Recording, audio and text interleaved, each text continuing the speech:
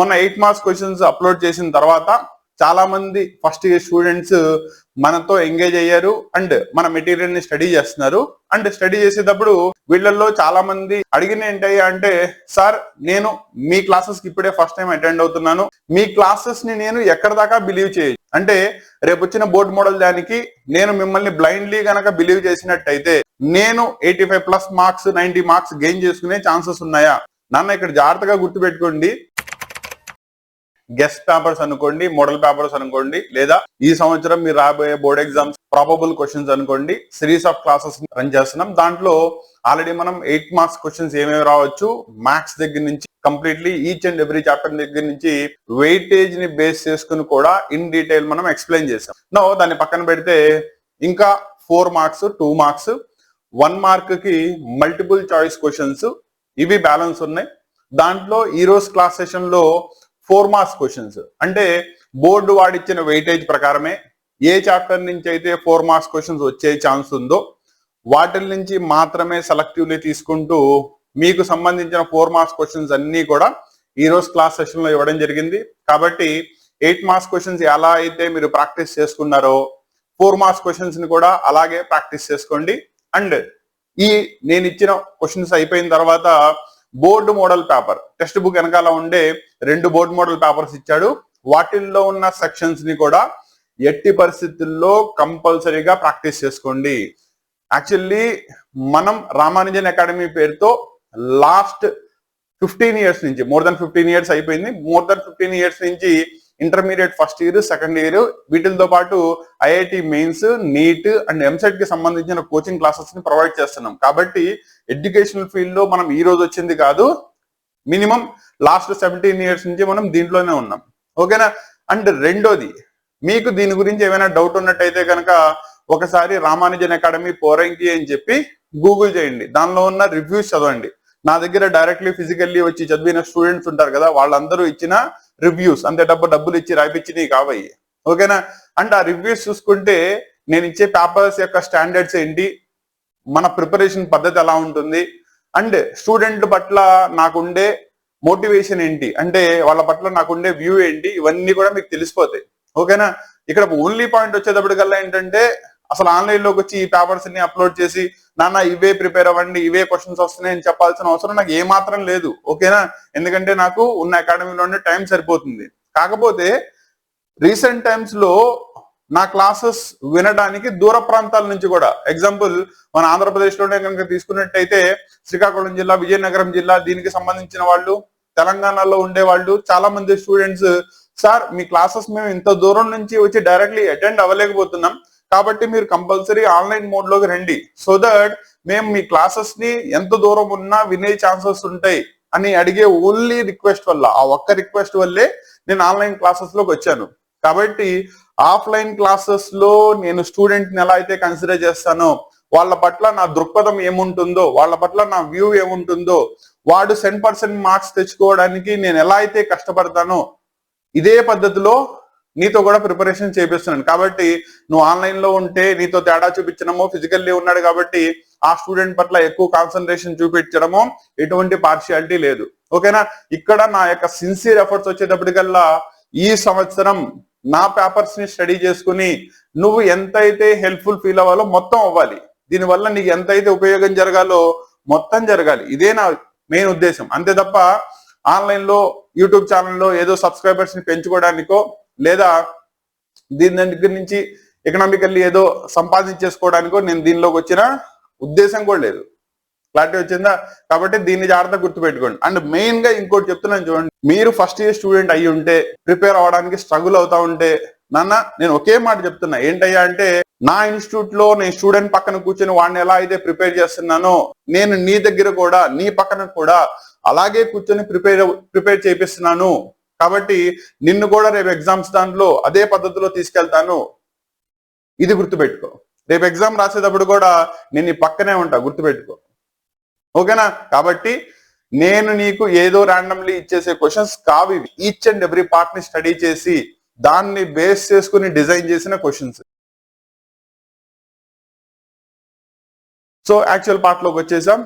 మళ్ళీ చెప్తున్నాను, ఈ క్వశ్చన్స్ వచ్చేటప్పటికల్లా నేను ఎక్కడ దాకా గ్యారంటీ ఇవ్వగలను అంటే 90% దాకా గ్యారంటీ ఇవ్వగలను. కామెంట్ లో మళ్ళీ అడగమాకండి సార్ నేను మిమ్మల్ని అక్కడ దాకా నమ్మొచ్చు అనేది. ఎందుకంటే నేను పెడుతున్న ఎఫర్ట్స్ అన్ని కూడా మీ గురించే. నా ఎఫర్ట్స్, నేను చెప్తున్న క్లాసెస్ లో సిన్సియారిటీ కనబడింది. సార్ నా కోసం కష్టపడుతున్నాడు కదా, కాబట్టి నన్ను ఎందుకు మోసం చేస్తాడు, క్వశ్చన్స్ ఇస్తున్నాడు, కాబట్టి ప్రిపేర్ అవుదాం. వీటితో పాటు మిగతా కూడా చూసుకుందాం. అవునా? ఇది ఉంటే కంపల్సరీ క్లాసెస్ ని ఫాలో అవ్వండి అన్న. 1 by 1 చెప్తాను చూడండి. సో దీంట్లో కనుక తీసుకున్నట్టయితే first the, second the, third the 3 questions కూడా మీకు సెట్స్ చాప్టర్ నుంచే ఇచ్చాను. సింపుల్ 4 సెట్లు ఇచ్చాడు. వాటి యొక్క యూనియన్, ఇంటర్సెక్షన్ లేదా కాంప్లిమెంట్ ఫైండ్ అవుట్ చేయాలి. దీని మీద ఒక క్వశ్చన్ కంపల్సరీగా వస్తుంది. మీకు ఇచ్చిన అన్ని కూడా బేసిక్ మోడల్ ఆఫ్ ప్రాబ్లమ్స్ ఇచ్చాను. కాబట్టి ఫస్ట్ 3 ప్రాబ్లమ్స్ వచ్చేటప్పటికల్లా సెట్స్ చాప్టర్ నుంచి ఈ సంవత్సరం ఎక్స్పెక్ట్ చేయగలిగే క్వశ్చన్స్. క్లియరా? నెక్స్ట్ కనుక తీసుకున్నట్టయితే ఫంక్షన్స్ ఆల్రెడీ చెప్పాను కదా, ఎఫ్ ఆఫ్ ఎక్స్ ని డిఫైన్ చేశాడు, జీ ఆఫ్ ఎక్స్ ని డిఫైన్ చేసినాడు. అయితే sum, subtraction, product and division 4కి కూడా కరస్పాండింగ్ ఎక్స్ వాల్యూ ఎంత అవుతుందో ఫైండ్ అవుట్ చేయమన్నాడు. Next the A set, B set, C set, D set ఇచ్చేసాడు. అయితే ఇక్కడ వచ్చేటప్పటికల్లా క్రాస్, ఫస్ట్ దానికి సెకండ్ దానికి మిమ్మల్ని ప్రూఫ్ అడిగాడు. ఇక్కడ ఏమని చెప్తున్నామంటే ఏ క్రాస్ బి మనం ఏదైతే ఫైండ్ అవుట్ చేస్తామో ఏ క్రాస్ సి అనేది అది బి క్రాస్ డి అనే దానికి సబ్సెట్ అవుతుంది అని. అంటే దీంట్లో ఉన్న ఎలిమెంట్స్ అన్ని కూడా దాంట్లో ఉంటాయి అని చెప్పి ప్రూవ్ చేయాలి. చేస్తే అయిపోతుంది. అంటే దీని నుంచి మీకు ఆల్రెడీ చెప్పాను కదా వెన్ డయాగ్రామ్ చాలా ఇంపార్టెంట్ అని, దాని మీద కూడా క్వశ్చన్ ఇచ్చాను, జాగ్రత్తగా చూసుకోండి.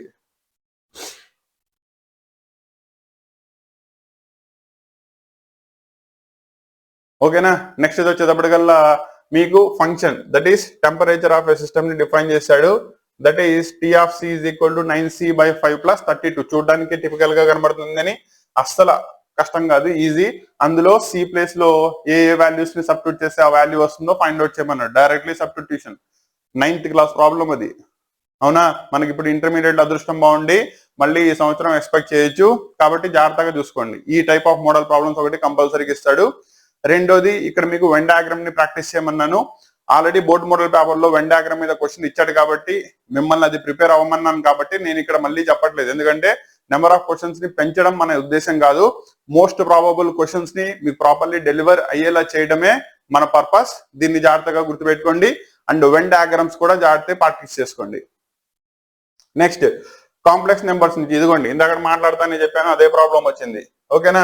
మీకు ఇక్కడ x + iy whole cube is equal to u + iv కనుక అయినట్టయితే కరస్పాండింగ్ దీన్ని ప్రూవ్ చేయాలి. సింపుల్ గా బోత్ సైడ్స్ ఆల్రెడీ మీకు పవర్ 3 ఇచ్చాడు, అక్కడ పక్క వెళ్ళిపోతే 1/3 అవుతుంది. క్యూబింగ్ అని బోత్ సైడ్స్ చేస్తాడు.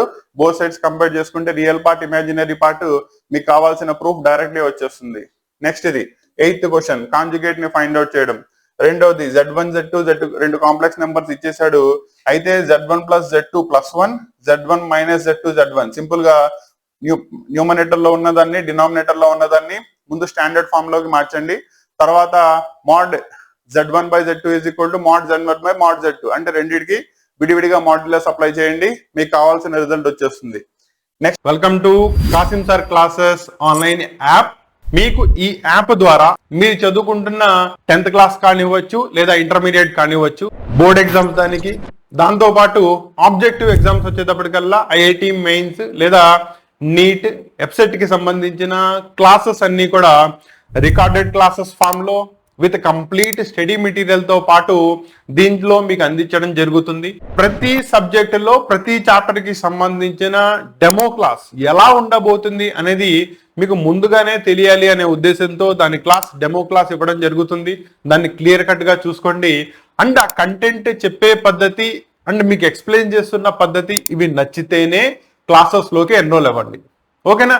రెండోది, కోర్స్ స్ట్రక్చర్ లోకి ఎన్రోల్ అయ్యే ముందు ఈ పాయింట్స్ ని జాగ్రత్తగా గుర్తుపెట్టుకోండి. దీంట్లో మీకు కంప్లీట్ ప్రతి చాప్టర్ కి సంబంధించిన రికార్డెడ్ క్లాసెస్, దానికి సంబంధించిన important questions, guess questions, most probable questions, దానికి సంబంధించిన వీడియో క్లాసెస్, నెక్స్ట్ దానికి సంబంధించిన corresponding PDFs, study materials, hand written నా చేతులారా నేను రాసిన షార్ట్ కట్ హ్యాండ్ మెటీరియల్, దీంతో పాటు ఎడిషనల్ ఏవేవైతే కావాలో అవన్నీ కూడా వీటిల్లో అందించడం జరుగుతుంది. దాంతో పాటు చాట్ బోర్డ్ సిస్టమ్ ద్వారా మీకు వచ్చే ప్రతి డౌట్ ని క్లియర్ కట్ గా ముందుగానే గ్రహించి దాన్ని ఎక్స్ప్లెయిన్ చేయడం జరుగుతుంది. కాబట్టి మీ డౌట్స్ అన్నిటిని కూడా వాటిల్లో క్లారిఫై చేసుకోవచ్చు. ఓకేనా? సో ఈ విధంగా నేను చెప్పే క్లాసెస్ అన్ని కూడా రికార్డెడ్ క్లాసెస్ అన్ని ప్రాపర్లీ వింటూ ఒక డే టు డే షెడ్యూల్లో దీన్ని కంప్లీట్ చేసుకుంటూ మీరు ముందుకు సాగాలి అనుకుంటే కనుక డెఫినెట్లీ ఈ క్లాసెస్ ని ఎన్రోల్ చేసుకోండి. అండ్ మళ్ళీ చెప్తున్నాను, దీంట్లో ఏ చాప్టర్ కి సంబంధించి ఏ టాపిక్ కూడా మిస్ అవ్వకుండా, ఒకవేళ మిస్ అయితే కనుక దాన్ని మళ్ళీ రికార్డ్ చేసి అప్లోడ్ చేయడంతో పాటు ప్రతి క్లాస్ యొక్క ప్రతి పాయింట్ ఇందులో డిస్కస్ చేయడం జరుగుతుంది ఇన్ డెప్త్. దాంతో పాటు ప్రాక్టీస్ ప్రాబ్లమ్స్, ప్రాక్టీస్ క్వశ్చన్స్ వీటన్నిటిని కంప్లీట్ చేసుకుంటూనే క్లాసెస్ లో ముందుకు వెళ్ళడం జరుగుతుంది. ఓకేనా. రెండోది, చాప్టర్ వైజ్ వచ్చేటప్పటికల్లా మీకు వీక్లీ ఒక చాప్టర్ అప్లోడ్ చేయడం జరుగుతుంది for every standard and every subject కి సంబంధించి. దానికి సంబంధించిన క్లాసెస్ అన్ని కూడా 30 to 45 minutes, అంటే అంతకంటే ఎక్కువ ఉంటే మళ్ళీ మీరు డివియేట్ అయ్యే ఛాన్సెస్ ఉంది. కాబట్టి సో ఎటువంటి బోర్ కొట్టకుండా ప్రశాంతంగా క్లాసెస్ వినుకుంటూ ప్రశాంతంగా మీరు చదువుకునే విధంగా ఆల్మోస్ట్ 30 to 45 minutes మాత్రమే క్లాస్ ఉండేలాగా ఏ పార్ట్ కా part, heading to heading, topic to topic divide చేసుకుంటూ వీటిల్లో క్లాసెస్ ని అప్లోడ్ చేయడం జరుగుతుంది. ఓకేనా.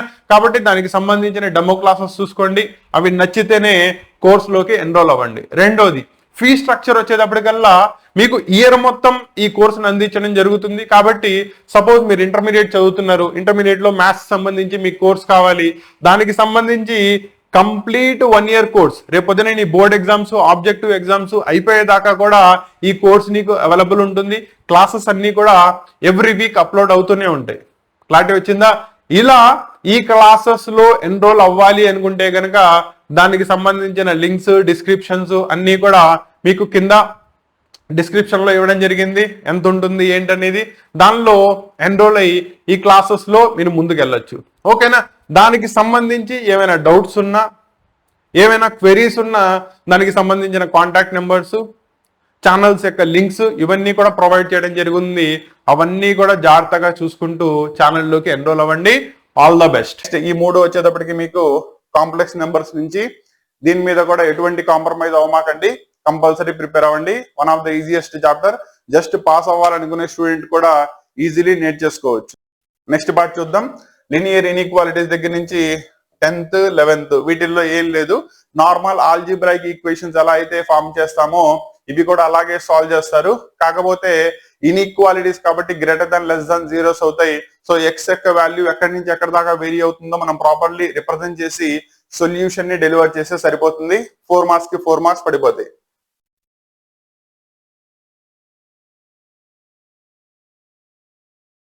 సో ఇవన్నీ కూడా మీకు 4 marks ప్రాబ్లమ్. ఇది కూడా లినియర్ ఇన్ఈక్వాలిటీనే, కాకపోతే ఇక్కడ జాగ్రత్తగా చూసుకోండి, it is a word problem. Directly inequality వాడు ఇవ్వాల, అవునా. కాబట్టి మీకు ఏమని చెప్పాడు, all pairs of consecutive odd positive integers. కాబట్టి ఒక దాన్ని కనుక మీరు ఎక్స్ కనుక తీసుకున్నట్టయితే రెండో ఇంటీజర్ ని తీసుకునేటప్పుడు ఆడ్ పాజిటివ్ కాబట్టి ఎంత తీసుకోవాలి, x+2 లో తీసుకోవాలి. ఆడ్ అన్నా ఈవెన్ అన్నా ఆల్టర్నేట్లీ వస్తూ ఉంటాయి కాబట్టి ఒకటి ఎక్స్ అయితే రెండోది x+2 అవుతుంది. సో దీన్ని జాగ్రత్తగా చూసుకొని మీరు ఈక్వేషన్ ని ఫామ్ చేసి సాల్వ్ చేసేయచ్చు. Next, permutations and combinations chapter నుంచి కనుక తీసుకున్నట్టయితే 13th, 14th ఈ 2 క్వశ్చన్స్ కూడా మీకు ఈ సంవత్సరం, అండ్ ఇది one of the most repeated. నాకు తెలిసి ఈ సంవత్సరం పేపర్ లో మీకు కంపల్సరీ తేలిద్ది క్వశ్చన్. కాబట్టి జాగ్రత్తగా చూసుకోండి. ఏం లేదు, దీనిలో ఉన్న సిగ్మాని ఎక్స్పాండ్ చేసుకుని మీకు కరస్పాండింగ్లీ NCR+1 is equal to N+1CR+1 ఈ ఫార్ములాని యూజ్ చేసి దాన్ని సాల్వ్ చేసుకుంటే వచ్చేస్తుంది. కాబట్టి జాగ్రత్తగా ప్రాక్టీస్ చేసుకోండి. నెక్స్ట్ ఇది వచ్చేటప్పటికల్లా 15th problem, 16th problem, 17th problem ఈ 3 కూడా బైనామియల్ థీరం నుంచి. బైనామియల్ థీరంలో ఈ ప్రాబ్లం వచ్చేటప్పటికల్లా ఎక్స్పాన్షన్ ఆఫ్ బైనామియల్ థీరం అయితే, వేరాస్ 16th ప్రాబ్లం వచ్చేటప్పటికల్లా సమ్మేషన్ ని ప్రూవ్ చేయడం. Easiest model problems. ఇప్పుడు దాకా ప్రాక్టీస్ చేయకపోతే వీటిని పక్కన రిజర్వ్ లో పెట్టుకోండి, చేసుంటే మాత్రం కంపల్సరీ ప్రాక్టీస్ చేయండి. వీటిల నుంచి ఒక క్వశ్చన్ కంపల్సరీ వస్తుంది. ఓకేనా. నెక్స్ట్ వచ్చేటప్పటికి ప్రాబబిలిటీ దానిలో తీసుకుంటే 18th question deck of cards మీద అడిగాం.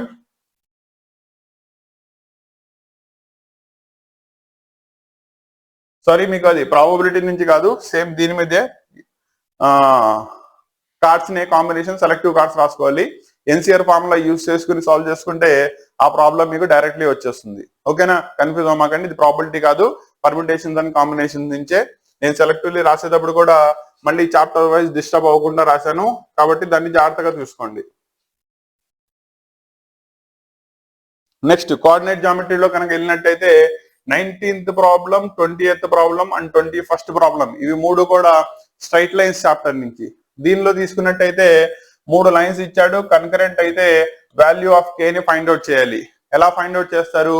ఇఫ్ 3 లైన్స్ ఆర్ కన్కరెంట్, వాటి యొక్క కరెస్పాండింగ్ కోఎఫిషియెంట్స్ యొక్క మాడ్యులస్ ఈజ్ ఈక్వల్ టు 0 అవుతుంది. దాన్ని ఉపయోగించుకుంటే కే వాల్యూని ఫైండ్ అవుట్ చేయొచ్చు. నెక్స్ట్ వచ్చేటప్పటికల్లా యాంగిల్ బిట్వీన్ 2 లైన్స్ ఇచ్చేసాడు. ఒక దాని యొక్క స్లోప్ ఇచ్చేసాడు, నెక్స్ట్ దాని యొక్క స్లోప్ ని ఫైండ్ అవుట్ చేయాలి. That is tan θ is equal to modulus of m1 - m2 divided by 1 + m1 m2. ఆ ఫార్ములాని యూస్ చేస్తే ఆల్రెడీ tan θ తెలుసు, స్లోప్ ఇచ్చేసాడు. రెండో దాని యొక్క స్లోప్ ని ఈజీలీ ఫైండ్ అవుట్ చేయొచ్చు. Next find the coordinates of foot of the perpendicular. దీని మీద కూడా జాగ్రత్తగా ప్రాబ్లం చూసుకోండి. ఫుట్ ఆఫ్ ద పర్పెండిక్యులర్ కానీ పర్పెండిక్యులర్ డిస్టెన్స్ ని ఫైండ్ అవుట్ చేయడం కానీ ఈ రెండిట్లో ఒక క్వశ్చన్ మీకు కంపల్సరీ కనబడుతుంది. ఓకేనా? కాబట్టి ఈ క్వశ్చన్స్ అన్ని కూడా మీకు స్ట్రైట్ లైన్స్ చాప్టర్ నుంచి ఇవ్వడం జరిగింది. నెక్స్ట్ కోనిక్స్ కనుక తీసుకున్నట్టయితే కోనిక్స్ లో మీకు సర్కిల్స్ నుంచి 8 మార్క్స్ క్వశ్చన్ వస్తుంది. వేరాజ్ ఎంసీక్యూస్ లో కానీ 1 మార్క్ క్వశ్చన్స్ లో కానీ పరాబోలా అండ్ హైపర్బోలా మీద క్వశ్చన్స్ ఇస్తాడు. వేరాజ్ ఎలిప్స్ మీద ప్రాబ్లమ్స్ వచ్చేటప్పటికల్లా 4 మార్క్స్ వస్తాయి. దీన్ని మైండ్ లో జాగ్రత్తగా పెట్టుకోండి. మీకు నెక్స్ట్ ఇచ్చే 3 క్వశ్చన్స్ 3 కూడా equation of ellipse standard equation ని ఫైండ్ అవుట్ చేయడం మీద ఇచ్చాను. కాబట్టి ఎలిప్స్ యొక్క కాన్సెప్ట్ ని జాగ్రత్తగా చూసుకుంటే ఒక 4 మార్క్స్ క్వశ్చన్ మీకు డెఫినెట్లీ కనబడుతుంది. ఓకేనా? నెక్స్ట్ కనుక తీసుకున్నట్టయితే ఇక్కడ దాకా మీకు కోఆర్డినేట్ జామెట్రీ. నెక్స్ట్ క్యాలిక్యులస్ లోకి వెళ్తే లిమిట్స్ మీద బేస్ అయ్యి వచ్చే క్వశ్చన్ 1 మార్క్ అండ్ 2 మార్క్ లో కనబడతాయి. డెరివేటివ్స్ మీద దట్టు ఫస్ట్ ప్రిన్సిపల్ మీద మీకు బేస్ అయ్యి వచ్చే క్వశ్చన్ 4 మార్క్స్ వస్తుంది. కాబట్టి 25th క్వశ్చన్, 26th క్వశ్చన్ ఇది ఎక్స్ సైన్ ఎక్స్, ఇది వచ్చేటప్పటికల్లా కాస్ ఎక్స్, అలాగే సీకెన్ ఎక్స్. ఈ 3 ప్రాబ్లమ్స్ కూడా ఫస్ట్ ప్రిన్సిపల్ మీద బేస్ అయి వస్తుంది. అంటే f dash x for any function is equal to limit h tends to 0 f of x plus h minus f of x by h ని చూసారా? దాన్ని డిరైవ్ చేసి కాన్సెప్ట్ ఆఫ్ లిమిట్స్ కనుక apply చేసినట్టయితే మనకి దానికి లిమిట్ వాల్యూ వస్తుంది. దాన్నే మనం ఇచ్చిన ఫంక్షన్ యొక్క డెరివేటివ్ అవుతుంది అని చెప్తాం by using the first principle. దాని మీద మీకు కంపల్సరీగా ఒక క్వశ్చన్ వస్తుంది.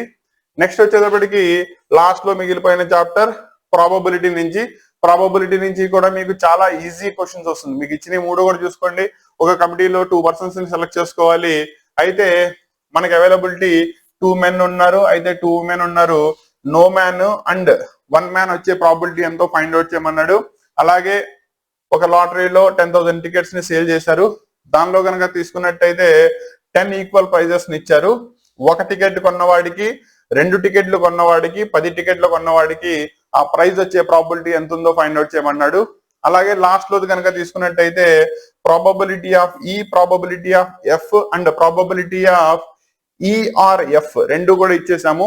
అయితే కరస్పాండింగ్ వీటిల్ని ఫైండ్ అవుట్ చేయాలి. ఈ 3 క్వశ్చన్స్ కూడా ప్రాబబిలిటీ నుంచి ఈ సంవత్సరం మోస్ట్ ఎక్స్పెక్టెడ్ క్వశ్చన్స్.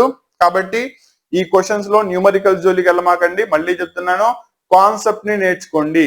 కాన్సెప్ట్ మీద బేస్ అయ్యి సేమ్ కాన్సెప్ట్ లో మళ్ళీ మీకు క్వశ్చన్ రిపీట్ అవడం జరుగుతుంది. సో ఈ క్వశ్చన్స్ అన్నిటిని కూడా 4 మార్క్ దానికి జాగ్రత్తగా ప్రాక్టీస్ చేసుకోండి. ఏమైనా డౌట్స్ ఉంటే కనుక ఎటువంటి మొహమాటం లేకుండా అడగండి. ఇమాజిన్ నేను మీ ముందే ఉన్నాను కాబట్టి మీ డౌట్ ని నేను క్లారిఫై చేసుకుంటాను అనుకోండి.